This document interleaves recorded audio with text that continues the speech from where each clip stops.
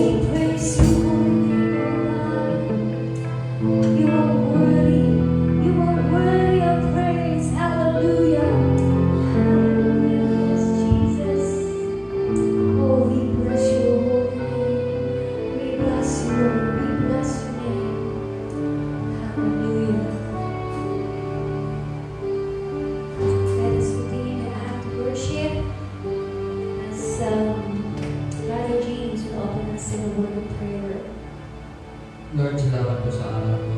Binigyan po ng nakakataon, Lord, na makatugtog ulit, makapag-praise and worship ulit sa inyo, Lord. Lord, sa mga panahon ngayon, Lord, alam po maraming tao mahihirapan, Lord. Maraming problema, maraming kausay, so Lord, at dumarating, Lord. Pero Lord, alam mo araw-araw, Lord, binibigyan mo yung kalakasan, Lord, yung blessing, Lord. Lord, paniniwala na diyan ka lang sa tabi namin, Lord, sa ang dumating na usal sa amin, Lord. Diyan kami para gagawin mo kami, Lord, para bigyan kami lakas, Lord, para sa mga sumusuko, Lord, sa panahon ngayon, Lord, may pandemya po, Lord. Bigyan niyo po kami ng lakas, Lord. Bigyan niyo po sila ng pag-iisip, Lord, na hindi agad-agad sumuko, Lord, dahil alam namin nandiyan ka, Lord, sa mga tao po nanonood sa amin, Lord. Gusto ko yung guidance and blessings, Lord. And Lord, thank you for this day, Lord. Sa araw ito, Lord, bigyan niyo po ng pag-aasa.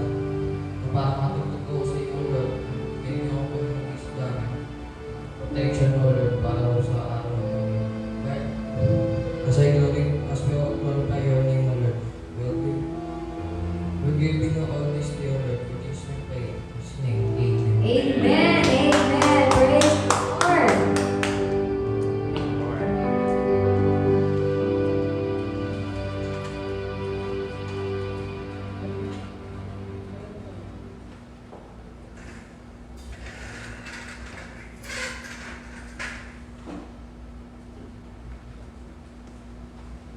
Amen. Thank you, praise and worship team, for leading us in our worship this morning. It's August 15, ikalong linggo ng buwan ng Agosto. So it's our Mission Sunday. Kaya if you happen to give your tithes and offering, bigay rin po natin ang ating mga mission offering because it's the third Sunday of the month. Okay? So if you have your Bible, makibukas po kayo sa akin sa unang libro ng New Testament, ang Bagong Tipan, ang Mateo. Mateo, talatang 5, kabanata 43 hanggang 48. Matthew chapter 5, from verse 43 up to verse 48. You have heard that it was said, love your neighbor and hate your enemy. But I tell you, love your enemies and pray for those who persecute you, that you may be children of your Father in heaven. He causes His sun to rise on the evil and the good, and send rain on the righteous and the unrighteous. 46. If you love those who love you, what reward you will get? Are not even the tax collectors doing that? And if you greet only your own people, what are you doing more than others? Do not even pagans do that? But be perfect, therefore, as your heavenly Father is perfect. May God bless the reading of His Word. Again, let's lift our hands.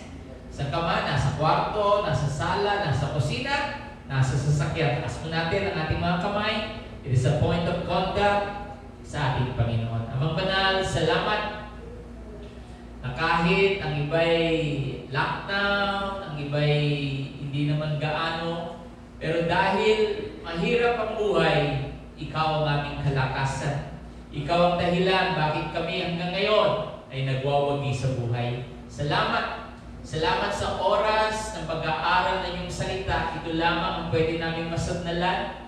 Ito lamang ang pwede namin maasahan sa aming mga sitwasyon, Panginoon. Pagpalain mo ito na maging kalakasan ng bawat isa. Sa pangalan ni Jesus, ang lahat po ay magsabi, Amen and Amen. Pwede ba natin palakpakan ng Panginoon? Everybody, those who have hands, ay palakpakan natin ng Panginoon. Amen. So our topic for this day, third Sunday of August, is entitled, Be Perfect. O sa Tagalog ay maging ganap.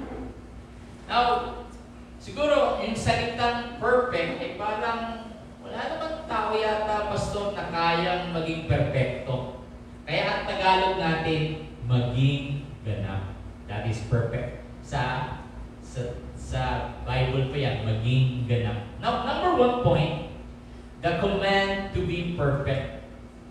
Dapat po natin malaman na ang pagiging ganap o pagiging perfect ay hindi pakiusap. Hindi sinasabi kung kaya nyo, gawin nyo. But it is a, ano sabi ko? It is a command, hindi pakisuyo. Hindi nakikisuyo ang salita ng Panginoon, but it is a command. Dapat kayo'y maging ganap, maging perfect. Now, siguro mataas ito, masyadong matayog at mahirap nating gawin. Sabi ng salita ng Panginoon, pero hindi. Hindi pwedeng iutos ng Diyos kung alam niyang hindi natin magagawa. Dahil alam ng Diyos na kaya natin maging ganap. Kaya niya sinasabing, kayong mga aking mga anak, maging ganap kayo, maging perfect kayo, upang ang iyong amang nasa langit ay maluwalhati. Sabi po sa verse 43, if you go there, Matthew 5:43, sabi noon sa Old Testament, love your neighbor and hate your enemy. Pero ngayon, sabi mismo ng ating Panginoon, but I tell you, love your enemy, sabi sa verse 44, and pray for those who persecute you. Kaya number 2 point, God is good even to the bad. Ang Diyos ay mabuti kahit sa masasama. Sabi dito, verse 45, that you may be the children of your Father in heaven. Sino po dito anak ng Diyos? Magsabi kami. Sino po dito ang mga Kristiyano? Magsabi kami. Amen. Kung tayo daw po ay tinatawag mga anak ng Diyos, ng ating Amang nasa langit, dahil daw po sa verse 45, ang araw sumisikat sa mga mabuting tao, sumisikat rin niya sa masasamang tao. Ang ulan, umuulan sa mga matuwid, at umuulan rin sa hindi matuwid. Kaya dito, the Lord loves even the bad people. Now, sino po dito ang feeling good people? Dapat, kung anak ka ba ng Diyos, ano ka dapat? Good. Eh, sino po dito? Again, ang mga good people, magsabi namin, Amen. Kasi ang Diyos natin ay good at dapat ang kanyang mga anak ay good rin. Pero sabi nga ng point number 2, ang Diyos ay naging mabuti kahit sa pinakamasamang tao. Kaya sabihin po niyo, may pag-asa tayong baguhin tayo ng Panginoon. Sabi mo sa katabi mo yan, may pag-asa tayo. At dahil sa dugo ng Panginoon, nilinis niya tayo. Amen? Nilinis tayo ng Panginoon. Lahat ng makapangyarihang kasalanan tinanggal niya sa ating buhay. And now, those bad people, sabi ng Bible, ay mismo ang Panginoon ay binibigyan sila ng tsansang mahalin.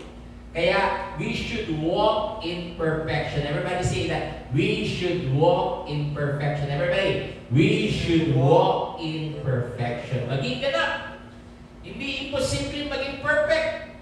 Dahil sabi ng Bible, kaya natin magiganap sa tulong ng ating Panginoon. Mabuti at masama ay pinagpapala at binibigyan ng kabutihan pa rin, ng tsansa pa rin ng ating Panginoon. Now, point number 3. Perfection is doing more than pagans. Kung babasahin natin nung verse 47. Let's go there. If you greet only your own people, what you are doing more than others, do not even pagans do that?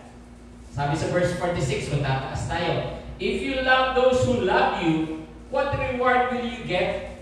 Are you not even the tax collector doing that? Yung mga pagano po, ang mga pagano ang pinapansin lamang nilang mga tao, yung pumapansin sa kanila. Sino po dito mukhang masungit? Yung pagka lumalakad sa daan, ay si masungit po. Sino dito pag pumasok ng church, akala masungit siya. Pero sabi po ng Bible, minsan nakalulungkot, yung pang minsan unbeliever ang mas mabait. Minsan, di ba, pag lumalabas ka ng mga hindi natin minsan kasama, na hindi natin masabi sa church, pero sila pa nung bumabati sa atin. Ikaw na Kristiyano, ikaw pa nung masungit, ikaw pa nung nakataasan mo. Now, sila po daw ay mga pagano, mga pagans.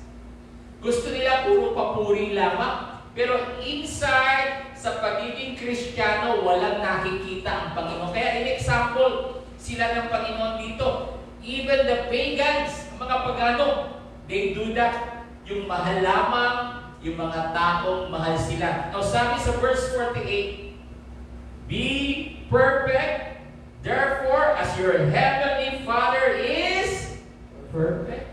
Maging ganap ka dahil ang ating Ama ay ganap. He is a perfect God. At tayong mga anak, posible kaya, inutos yan ng Bible, at tayo magiging ganap sa harapan ng ating Panginoon. Sabihin mo nga sa katabi mo, kaya mong maging ganap. Sige na.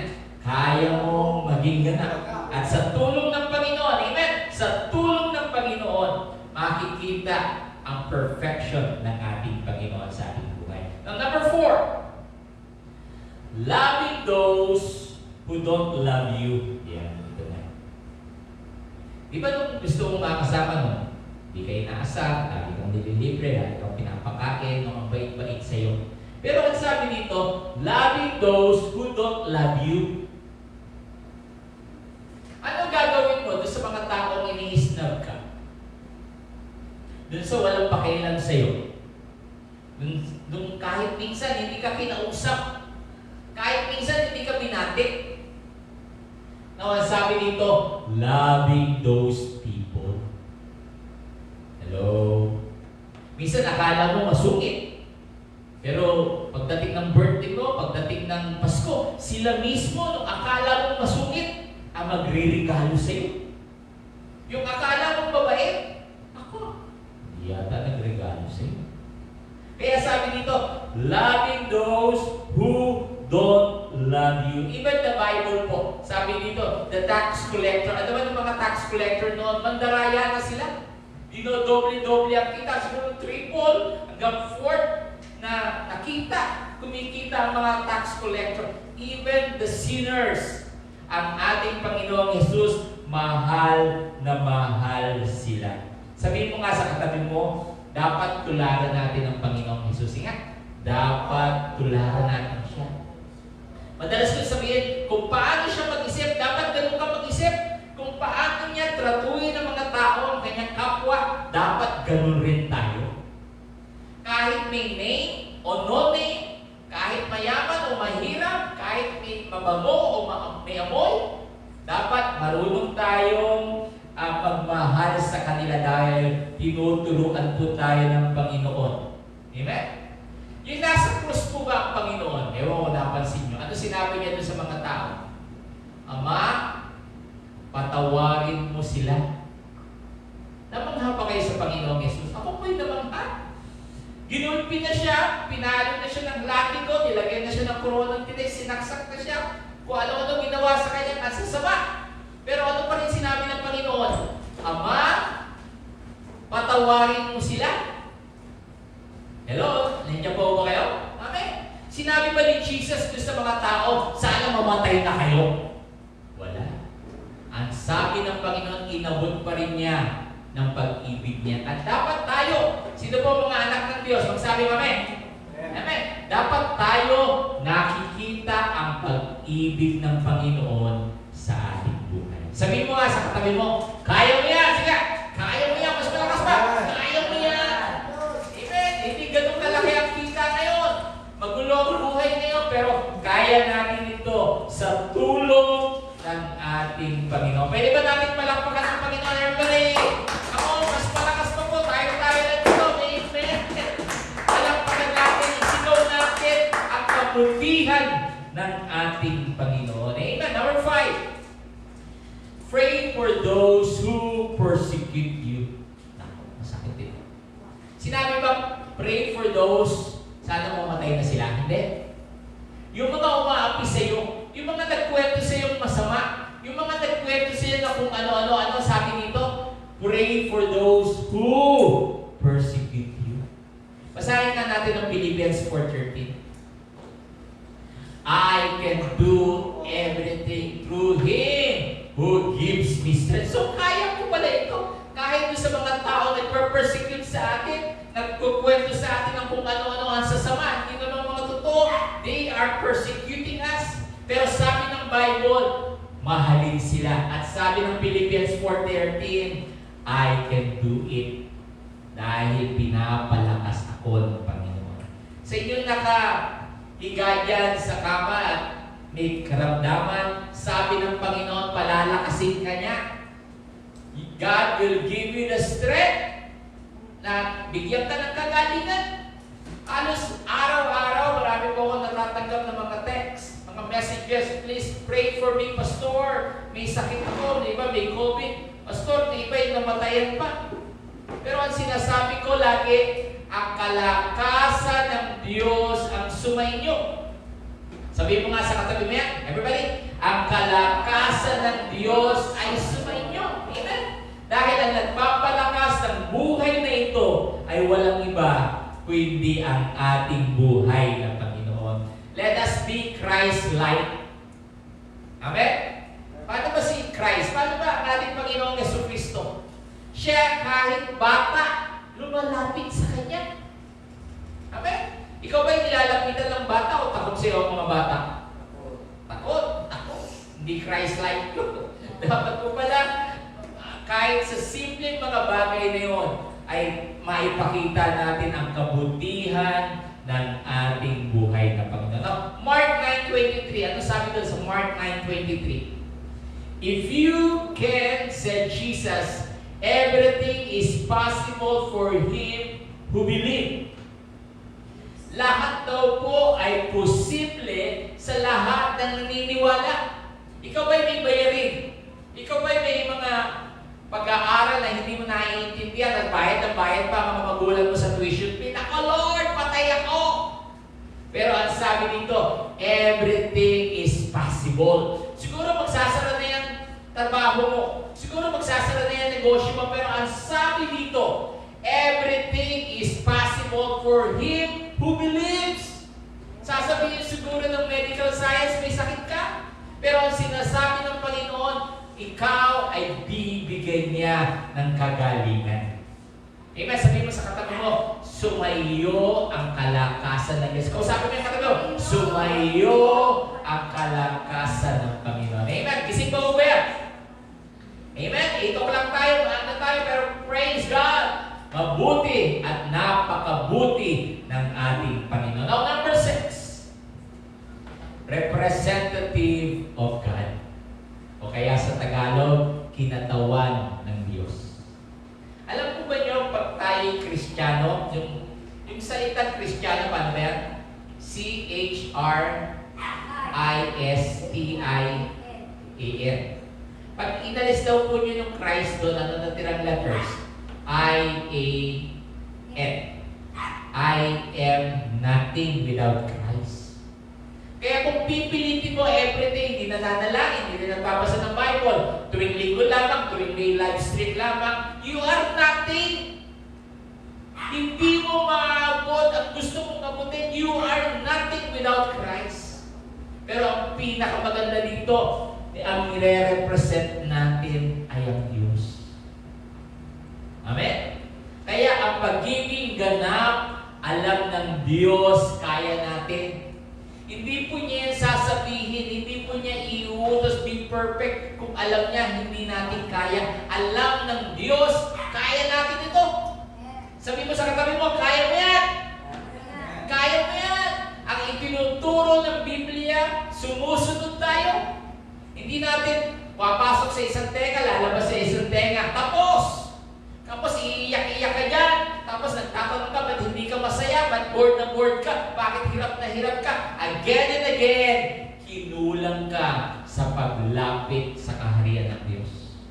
Amen? Dapat po, we represent God. Kinatawan tayo ng Diyos. Kaya pag ikaw naglalakad sa mall man, sa kalye nyo, sa trabaho nyo, ano nire-represent mo? Ang ating Panginoon. Dapat ba ikahiya ang Diyos? Hindi. Dapat alam ng kaklase mo may Panginoon ka. Dapat alam ng kapitbahay mo may Panginoon ka. Yung katrabaho mo, dapat alam nila na ikaw ay Kristiyanong sumusunod sa Panginoon. Palakpakan na natin po ang Panginoon. Everybody, pinakamalakas na palakpakan. Inilan lang tayo sa bahay mo. Palakpakan mo ang Panginoon. Huwag mong hayaan puro news, puro balitang pangit, ang mangibabaw, puro sakit-sakit, puro hawa-hawa. No! Ang dapat mangibabaw ay ang kapangyarihan ng Diyos. Kaya kung katawan ka o kinatawan ka ng Diyos, ang nagpro-protekta sa iyo ay ang Diyos. Ang magpapagaling sa iyo ay ang Diyos. Ang magbibigay ng iyong pangangailangan, sino ba? Ang Diyos pa. Sapagkat siya lamang ang ating kailangan sa buhay. Amen? Now last, number 7. The challenge to us to be perfect. Ang hamon. Ano ang hamon? Maging ganun. Maging perfect. Sapagkat sinabi sa Romans 5:1, therefore, since we have been justified through faith, we have peace with God through our Lord Jesus Christ. Ano daw meron tayo? We have peace. May kapayapaan tayo kanino? Sa Diyos. Dati, hindi tayo makaabot sa Diyos. Bakit? May kasalanan tayo. Kahit anong dalangin mo, dahil may kasalanan ka, putol ang relasyon mo. Para yan cellphone, walang signal. Kahit mamahalin yan cellphone mo, kung wala namang load, wala namang signal, wala rin. Pero purihin ang Panginoon. Ang challenge na ito, bibigyan tayo ng kalakasan ng Panginoon over darkness. Huwag mong hayaan ng unbeliever, mas mabait pa sa'yo. Huwag mong hayaan na ikaw, mas mapuna ka. Yan, Kristiyano yan, ako, ang puna-puna yan, puro yan puna. Tinatalo pa tayo sa karakter ng iba minsan, pero sabi at sinasabi ng salita ng Panginoon, kailangan mong maging ganap. Now, last verse, Matthew 5:16, ano sabi nun? In the same way, let your light shine. Ang liwanag mo daw yung lalong lumiwanag before men, sa mga tao, that they may see your good deeds and your praise your Father in heaven. Makita ka, lumiwanag ka, makita sa iyong kabutihan, paglakad mo sa Panginoon, ang karakter mo sa Diyos, at ang pinakamaganda, ang iyong Ama, ang ating Diyos, ay mapapapurihan sa ating buhay na ito. Amen? Can you say amen? Amen! May gagawin ang Diyos. Kaya po, ang pagiging perfect, be perfect, kaya po natin ito sa tulong ng ating Panginoon. Maging ganap. Dahil ito ay isang utos na ibinibigay sa ating Panginoon. Sige po, tayo po tumayo. Saan ka man, nasa kwarto mo, nasa sala, nakahiga siguro. Just stand up po in respect to the God's presence. Yung isang pastor na kaibigan ko, yung live stream daw po nila, ang utos niya sa lahat na nanonood ng live stream, dapat nakasuot rin ng Sunday dress. At pag may service, pag may live stream, talaga nakapokus. Walang nagluluto, walang nakahiga, walang ikot ng ikot. Basta pag live stream daw, nakadress sila ng Sunday habang nanonood at talagang focus na focus sa awitan, sa salita ng Panginoon. Pero ang pinakamaganda po, may oras kang makinig. May oras kang umawit sa Panginoon. At yung salitang be perfect, maging ganap, kaya po natin yan. Kasi nga po, hindi yan sasabihin ng Diyos. Hindi yan inuutos ng Diyos kung alam niyang hindi natin kaya. Kaya po natin ito. At sa tulong ng Panginoon, magagawa po natin. Sige po, itaas po natin ang ating dalawang kamay. Everybody, let's lift our hands. Dahil alam natin na may gagawin ng Diyos. Lord, salamat muli sa paalala to be perfect, maging ganap. Ito'y utos mo sa amin. Hindi ito pakiusap. Kundi kailangan bilang iyong mga anak ay lumakad kami na may kabanalan. Ang nalululhati sa amin, ang nakikita sa amin, sa aming isipan, sa aming pananalita, paano natin itrato ang mga tao, ang aming kapwa ay ikaw lamang. Ang pinakagusto namin ay maluwalhati ang Diyos, lalong makita ang Panginoon sa aming buhay. Hindi puro problema, hindi puro daig, hindi puro sakit, hindi. Ang makita ibigay ang Diyos na nasa aming buhay. Panginoon, salamat at may pag-asa kaming magbago. At sa tulong mo, sa iyong habag, ay kakayanin namin na lumakad sa iyong mga sinasabi sa iyong salita. Pagpalain mo ang mga nanonood ng live stream, ano ba ang kanilang mga pangangailangan. Sa karamdaman, ay bigyan mo ng kagalingan sa mga bayarin, ay i-provide mo ang kanilang mga pangangailangan sa mga hindi magkasundo. Ikaw ang magbibigay ng kapayapaan at kapatawaran sa bawat isa. Salamat, Panginoon. May pag-asa ang buhay sapagkat lagi ka na namin kasama. Ang ibang tao ay pwede kaming iwan, pwede kaming pabayaan, pero ikaw ay nagsabi sa Hebrews 13:5, you will never leave us nor forsake us. Salamat, Panginoon. Salamat. At may pag-asa ang buhay habang kami matutulog sa gabi sa aming pag-isig. Alam namin, gigisingin mo kami sapagkat malaki at napakaganda pa ang iyong plano sa iyong mga anak. Pagpalain mo ang bawat isa ngayong umaga sa pangalan ni Jesus. Sa lahat po tayo magsabi, Amen. Amen. Amen. Palakpakan po natin ang Panginoon. Thank you, Lord.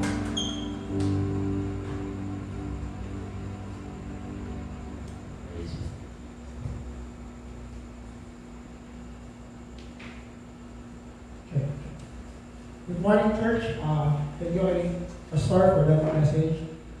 For today, let us remember that we should always give to the Lord as an act of willingness and lagi tayo magbibigay na may bukal sa ating puso at sa ating Lord. So for our offering details through our video, the number is 000630142491, and for our GCash account, it's 0998-978-2760 and under Jemima Festos account. So let us end the service through an act of prayer. Heavenly Father, we want to thank you sa ginawa mo sa umagang ito. Maraming salamat, Lord God, sa praise and worship, sa message, sa offering, Lord God. We pray and we glorify, Lord God, dahil pinaalala mo sa amin na meron kaming kaagapay sa buhay. Lalo pat ngayong pandemya nito, Lord God, ay maraming nidudulot na problema sa aming mga buhay. But say, Lord God, naway maging ganap kami sa aming ginagawa sa araw-araw. Patuloy niyo po kami protection, bigyan ng protection, Lord God, sa mga pumapasok, sa may mga trabaho, sa may mga nag-aaral na, Lord God. And Lord God, ibalik niyo po ang aming puso't isipan at aming loob, Lord God, sa aming service next week, Lord God. And as we glorify your name, this we pray in Jesus' name. Amen. So God bless everyone. See you again next Sunday.